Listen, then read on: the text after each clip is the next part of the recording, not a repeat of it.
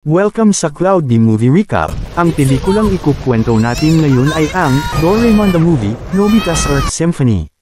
Matagal na panahon na ang nakalipas, isang batang Cro-Magnon ang nakikinig sa magagandang huni ng mga swan nang biglang may bumagsak na makinang na lumilipad na bagay sa kagubatan, at mula rito ay lumabas ang isang natutulog na sanggol.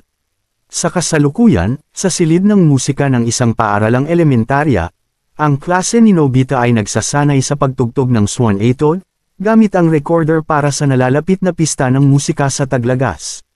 Gayunpaman, si Nobita, na hindi mahusay sa pagtugtog ng recorder, ay napagtawanan ng kanyang mga kaklase matapos niyang patugtugin ang note na na wala sa range ng do-re-mi.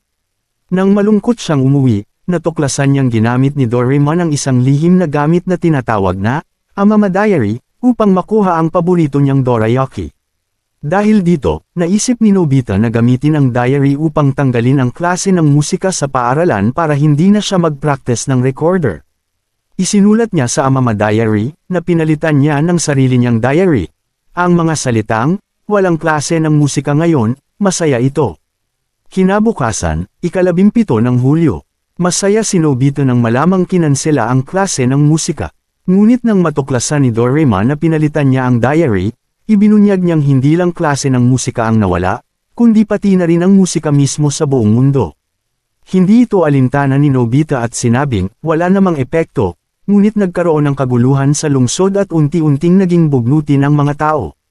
Sa pagkakita nito, napaiyak si Nobita at nakiusap kay Doraemon na ibalik ang musika. Napigilan nila ang mas malaking sakuna ng pilasin ni Doraemon ang mga pahina ng diary. Samantala, sa Space Science Institute, may lumitaw na itim na mga nilalang mula sa mga bato at buhangin na dinala pabalik ng isang probe. Habang naghahati-hati, nagsimula silang gumalaw. Habang nagsasanay sa pagtugtog ng recorder sa tabi ng ilog, nakilala ni Nobita ang isang misteryosong batang babae. Namangha siya sa ganda ng kanyang tinig, ngunit bigla itong nawala. Habang lumilangalinga siya, napansin niyang may maliliit na butil ng liwanag na sumasayaw sa hangin. Kinabukasan, si Nobita, Shizuka, Giant, at Suneo ay nagsasanay sa recorder sa tabing ilog nang muling lumitaw ang batang babae at nagsimulang umawit. Dumating si Doraemon upang tignan sila, at gamit ang Robotters, pati na rin ang mood-boosting orchestra, nagsimula silang magdaos ng isang masayang konsyerto. Labis silang natuwa sa pagtatanghal, ngunit muli na namang nawala ang batang babae nang hindi nila namamalayan. Kinagabihan, nakatanggap si Nobita ng isang mahiwagang sulat na may nakasulat, hinihintay namin kayo sa silid ng musika sa paaralan ngayong gabi. Dinala sila sa pamamagitan ng pinto ng silid ng paghahanda ng musika sa isang lugar na tinatawag na Fair Hall of Fame. Doon nila muling nakita ang mahiwagang batang babae na si Mika at ang kanyang robot na si Chapat, na nag-aalaga sa kanya. Ipinahayag ni Mika at ng kanyang mga kasama mula sa planetang Musica na hinihinala nilang sina Nobita at ang kanyang mga kaibigan ay mga virtuoso, o dalubhasa sa Fair Musica. Tinawag nila ang grupo upang muling buhayin ang Fair Hall of Fame, na natigil dahil sa kakulangan ng enerhiya. Sa una, naguguluhan ang grupo, ngunit nang makita ang dalisay na puso ni Mika, nagpasya silang tumulong.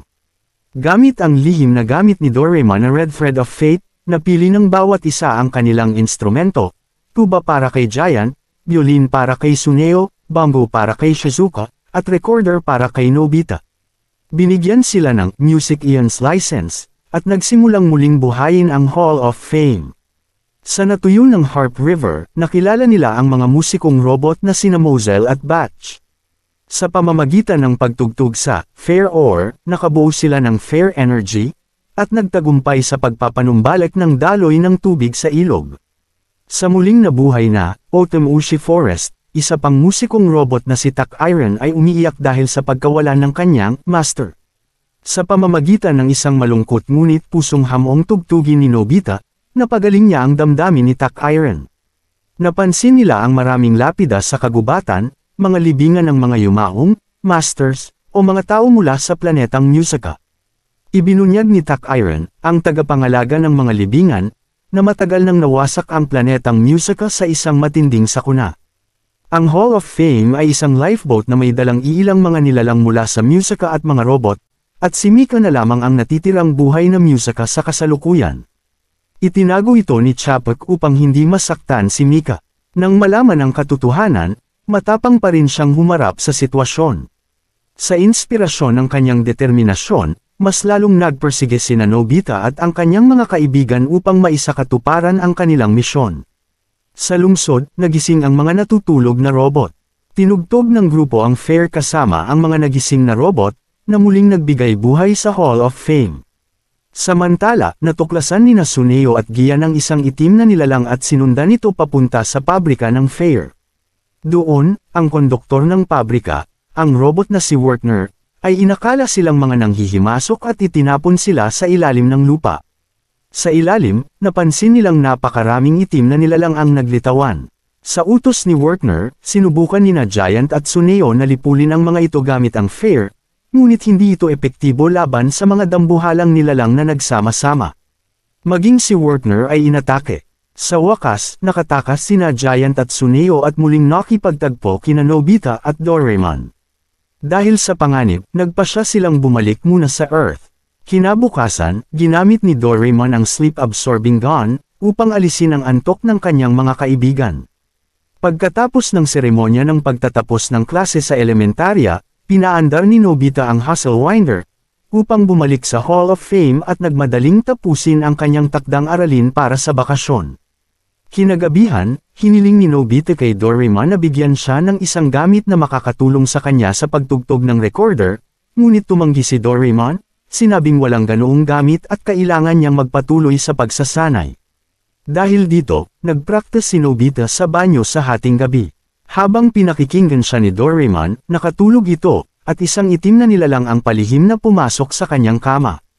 Kinabukasan, bagaman may kakaibang pakiramdam sa kanyang lalamunan, sumama pa rin si Doraemon kina Nobita papunta sa Hall of Fame gamit ang Anywhere Door. Nakalimutan ni Nobita ang kanyang recorder, kaya kinailangan nilang gamitin ang Time-Space Changer upang makuha ito. Sa kanilang paglalakbay, dumating sila sa dambana na siyang puso ng Hall of Fame. Doon, natuklasan nila ang maestro at dating master ni Chapek, si Vento. Natigil ang paggana ni Vento habang sumusulat ng isang pyesa, ngunit naibalik siya sa normal gamit ang isang lihim na gamit ni Doraemon. Ipinahayag ni Vento na mahigpit na ipinagbabawal ang pribadong pagtugtog ng Fair sa planetang Musica, dahil ito ay nakakaakit ng isang dambuhalang nilalang mula sa kalawakan na tinatawag na noise, na siyang Sum-Irel sa kanilang planeta. Samantala, napansin nilang kakaiba ang kilos ni Doraemon. Natuklasan nilang siya ay nahawahan ng mga spores ng noise at ibinalita niyang papalapit na ang pangunahing katawan ng noise sa Earth.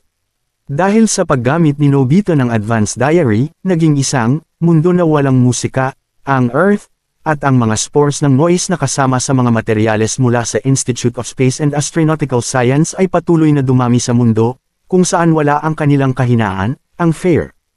Isa sa mga spores na ito ay pumasok sa bibig ni Doraemon habang natutulog, na nagdulot ng kanyang pagkakaroon ng sakit. Upang maalis ang noise, kailangang muling buuin ang Hall of Fame. Kailangang tugtugin ang pangunahing switch gamit ang musika flute, na ibinigay sa kambal na kapatid ni Mika na ipinadala sa Earth 40,000 taon na ang nakalipas. Habang nag-iisip kung nasaan ito, naalala ni Shizuka ang natutunan niya sa klase ng musika, ang pinakalumang instrumento sa mundo ay isang plauta na gawa sa buto ng swan. Matatagpuan ito sa Yuno Museum. Sa paghahanap sa museo sa Yuno, natagpuan nila ang isang swan bone flute, at sinuri ito gamit ang Omoy Dekoren, ngunit hindi ito ang plauta ng musika. Habang muli silang nag-iisip, napansin ni Suneo na ang kanta ng sikat na mang-aawit na si Mina ay tila kapareho ng lullaby ng musika. Pinuntahan ni Mika si Mina, na kasalukuyang nasa Japan para sa isang world tour.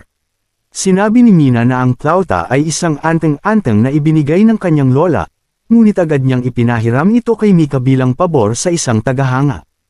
Napag-alaman nilang si Mina ay isang inapo ng kapatid ni Mika.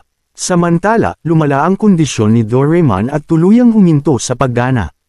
Sinubukan ni Nobita at ng kanyang mga kaibigan na gamutin siya sa pamamagitan ng pagtugtog ng musika sa isang bakanteng lote, ngunit dahil kanya-kanya silang tugtog, nawala ng harmonya ang kanilang musika at hindi ito naging epektibo. Dahil dito, nagsimula silang magtalo, sinisisi ni Giant at Suneo si Nobita sa kabiguan, Sinubukan ni Gian pigilan si Nobita sa pagtugtog, ngunit sumigaw ito, "Gusto ko ring pagalingin si Doraemon." At nagpatuloy sa pagtugtog ng recorder ng buong puso. Sa pagkakita nito, muling nanambalik ang determinasyon ng grupo.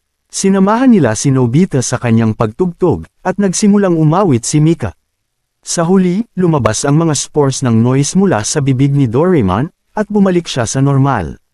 Kasama sina Nobita at ang iba pa, dali-dali silang bumalik sa Hall of Fame upang tapusin ang kanilang misyon. Bumalik ang grupo sa Hall of Fame, ngunit napansin nilang kulang ng isang pyesa at isang nota ang plauta na ibinigay ni Mina kay Mika. Biglang lumitaw si Noise at inatake sina Mika at Nobita. Sa gitna ng takot, desperadong hinaipa ni Nobita ang plauta, ngunit ang tunog pa rin ng do, ay nagiging no. Sa kabila nito, sa hindi malamang dahilan, muling nabuhay ang Hall of Fame. Ang huling nota, na kinakailangan upang maibalik ito ay ang no, na tunog na laging tinutugtog ni Nobita sa kanyang recorder. Upang mapigilan ang noise na patungo sa Earth, sina Nobita, kasama ang mga music hero ng Fair, kabilang sina Mika at Venter, ay tumugtog ng Symphony of the Earth. Ito ay isang pyesa na nilikha ni Chopek batay sa kanyang karanasan sa pakikinig sa musika sa Earth.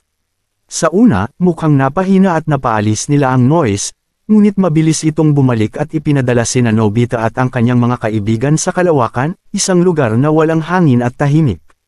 Gayunpaman, narinig nila ang tunog ng mga laruan na tumutugtog.